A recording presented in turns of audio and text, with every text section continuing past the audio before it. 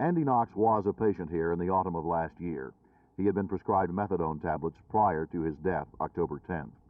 In the Austin report, Judge Earle stated that Dr. Raburn had prescribed methadone to a non-addict, quote, without factual determination as to whether he was an addict, end quote, implying at least that Knox had not been a heroin addict and that little or no effort was made here to find out the truth before the pills were prescribed.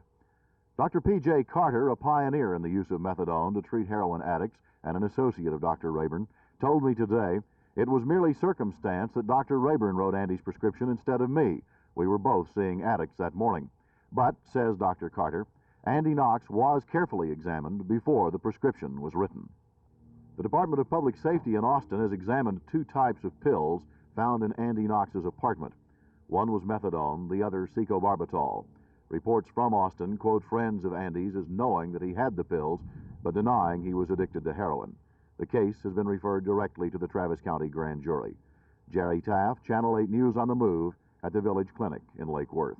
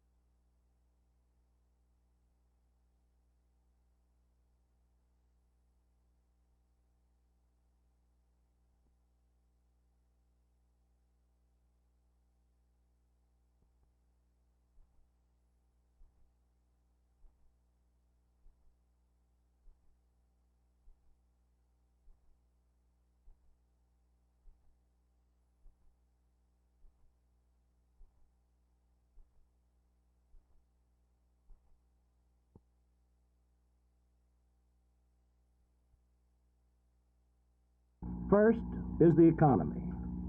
Inflation has not yet been controlled and will not be controlled so long as the President sends us a spending budget each year with a built-in deficit of from $25 to $35 billion.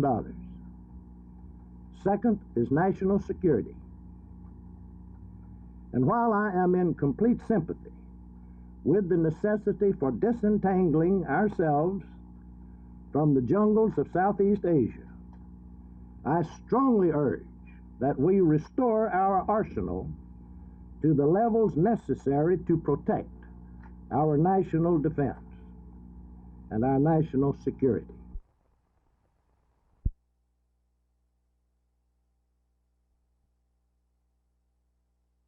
Well, Mr. Chastain, the job seems to be about done now. How do you feel about everything? It is, and I'm thankful, Bob. We started on this with not any experience at doing this type thing, and we've come this far. We think that we put a house here that they can live in comfortably and something that'll fit them. If we'd had a much bigger house, it'd been something, as you well can see, they couldn't have taken care of.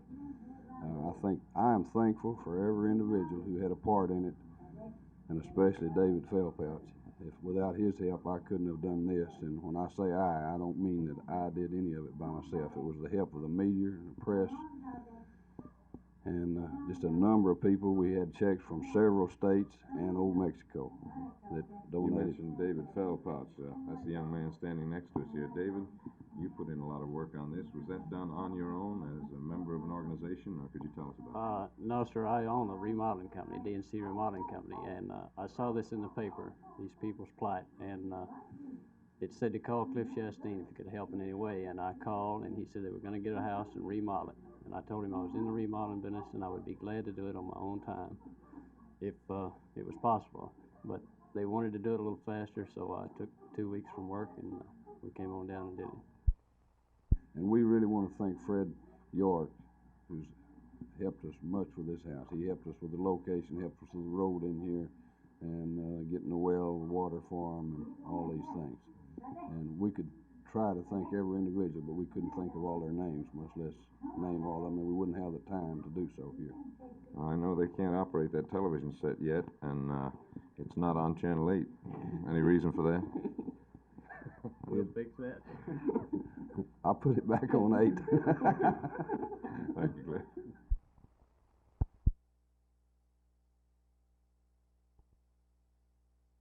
The county purchasing agent, Ed Smith, appeared before the court this morning to point out what he called a matter which is inconsistent with previous patterns in county purchasing. It seems that the DA's office wanted $55,000 worth of furniture, a budgeted item and already okayed by the county commissioners. But among the items requested were a Chippendale desk for Mr. Crouch, valued at $650, a credenza for the desk, 18 feet long, a wastepaper basket costing $50, plus a number of chairs which the purchasing agent termed above the standards we normally observe. Smith pointed out that the desk in the commissioner's offices cost $207 apiece, less than one-third the price submitted by Mr. Crouch. The attitude of the court was summed up by Commissioner Dick Lewis, who observed, "A DA's office is fine, you got to have one, but this is ridiculous." As the matter stands at the moment, Mr. Crouch may have any kind of desk he wants, so long as it costs no more than $207. However, several observers in court this morning expressed the view that the matter no doubt had not ended. Jim Green, Channel 8 News on the Move, at the county courthouse in Fort Worth.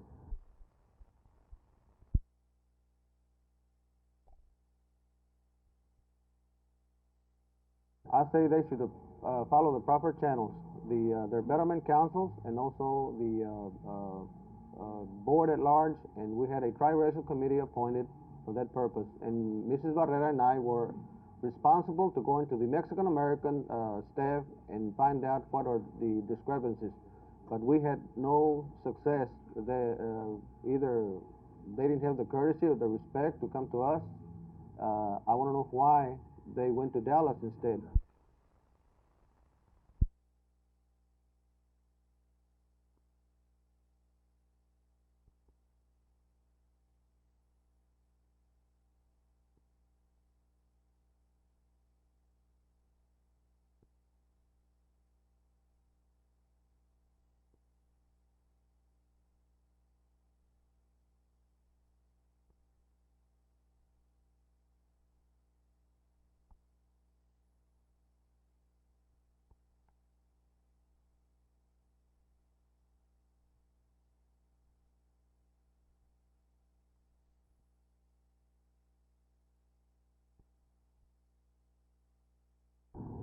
The basic problem for the hotel is its age. It's simply gotten too old, and with its age, the hotel has become what the city fire marshal calls one of the worst fire hazards in Dallas, and that's the reason city officials want the building closed. For some, this will mean the loss of a home, since a handful of residents, mostly older people, have been making the hotel their permanent address. But through the help of local authorities and government money, these people are being relocated. But there was a time when this hotel was said to be one of the finest in Dallas. It was known for its rooftop dance hall and for its location, just across the street from Union Station. But people don't travel much by train anymore, and so what was once an asset has become a liability, especially since no passenger trains come through the station now. The hotel was built back in 1917, more than 50 years ago. And during this time, Dallas has changed from a relatively small community to the nation's 8th largest city. And the hotel has become a victim of these changing times. Jack Hill, Channel 8 News on the Move.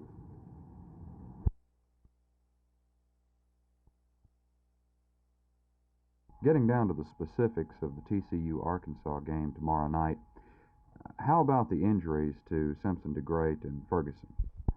Well, little Jimmy Ferguson, who is the quarterback of my basketball team, and I'd hate to do without him. He's got a stone bruise on his heel, hasn't worked out in a day or two, and maybe he could have worked out. We just didn't want to re-injure it, you know.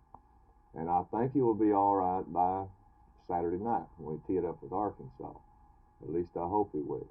Simpson DeGrate has had a thigh problem ever since we started this year.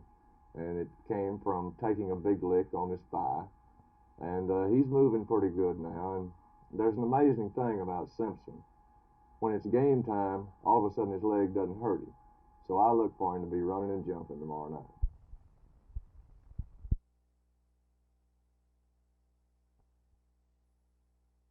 Mr. Nixon won this honor for his interest in football and his contributions as a football coach.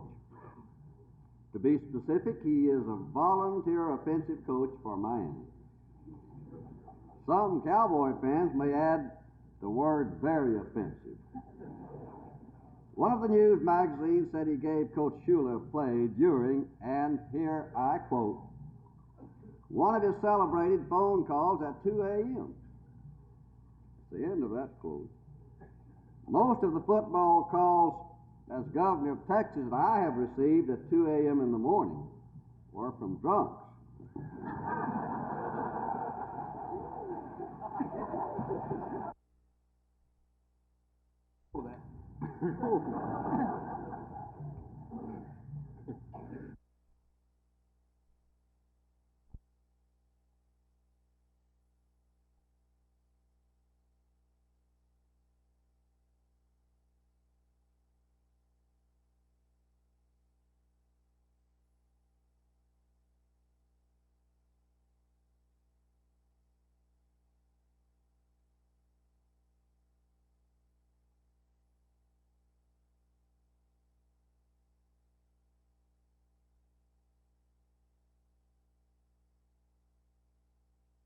Like these people will have to revert to the streets after they have used up what supply of methadone we have furnished them in order to allow them to have time to be assimilated in whatever programs are available.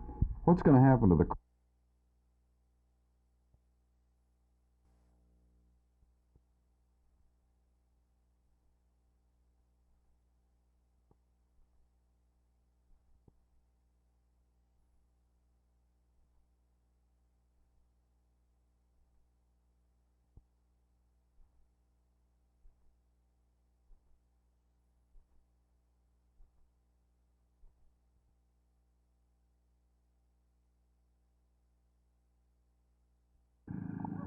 There's the key to your house now. That's the key to this door, and that other key is the one to the other door. Okay? And if you'll turn around and just go ahead and walk in the house.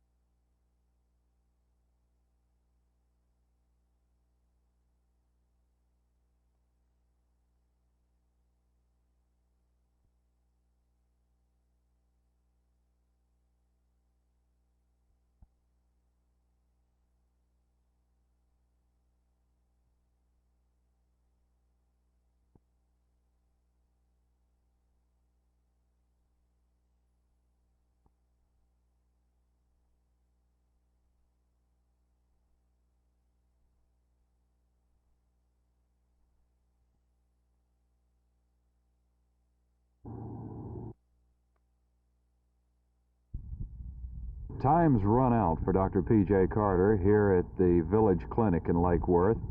After today, he's not going to be able to administer any doses of or prescribe any methadone tablets for some 600 heroin addicts who regularly come to visit him here.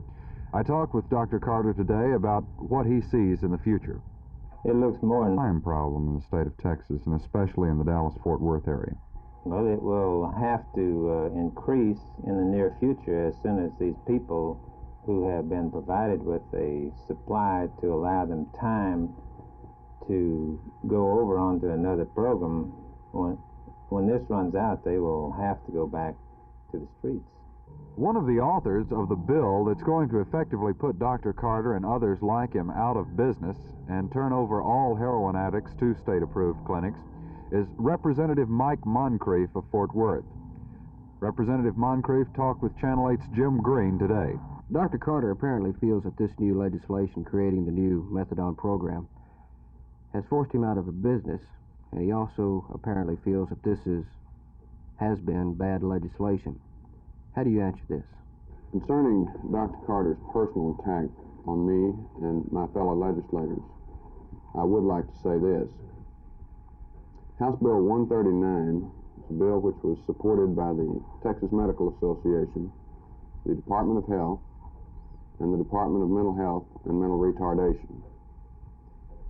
It was not designed to close any existing facility, but rather to expand treatment to heroin addicts statewide.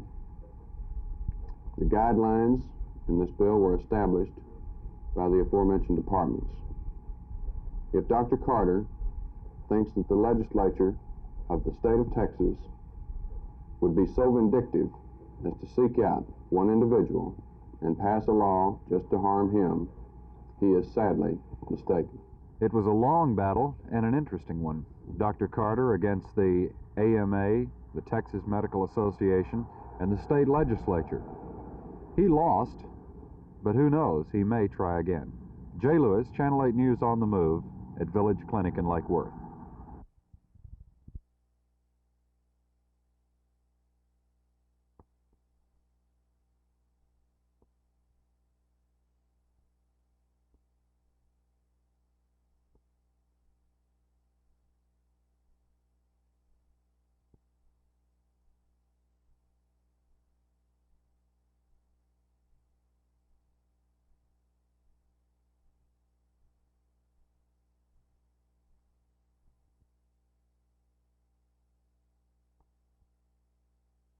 This is an honor I would truly like to share with anyone else.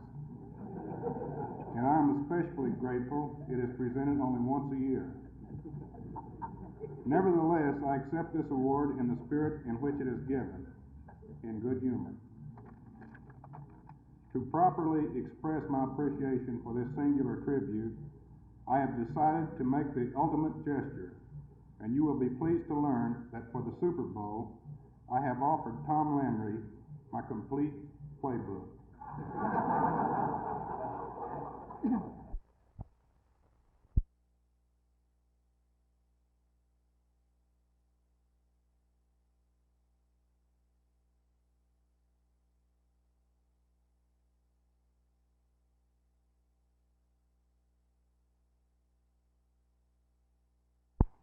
Renewed research and development that will guarantee this arsenal in the future.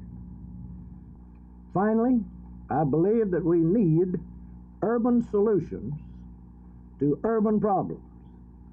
We must end the uncertainty over school busing, welfare, crime, housing, public transit, and public health.